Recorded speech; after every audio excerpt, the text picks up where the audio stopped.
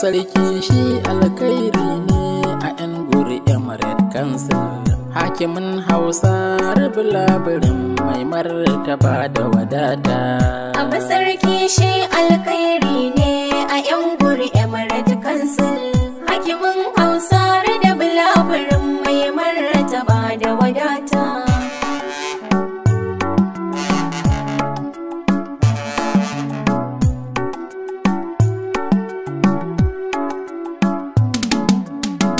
Bismillah Allah ya Allah taimaka mani huwal lazina. Hakimi mun san ka da himma, Ka daɗa mini ilimi ilhama da basira a ayyukana.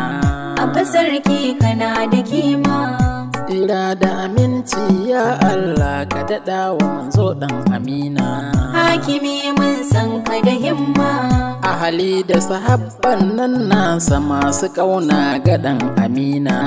Abba sarki kana da kima, Da waliyai masu ibadar ka shagge ma garina, 'yan gursiti garina. Abba sarki shi alkhairi ne a 'yan guri Emirate Council. Hakimin Hausa da bulaburin mai martaba da wadata. Mai martaba hakimin nasara a basarki ka ƙara himma. Hakimi mun san ka da himma, Sai ka yi nazari ka ɗau himma, yanzu 'yan guri ta ƙara girma. Abba sarki kana da kima, Tunda ka hau gadon sarautar ka fadar ka fa tana da girma. Hakimi mun san ka da himma, Hausa bulaburin taka da za ka yi musu alfarma.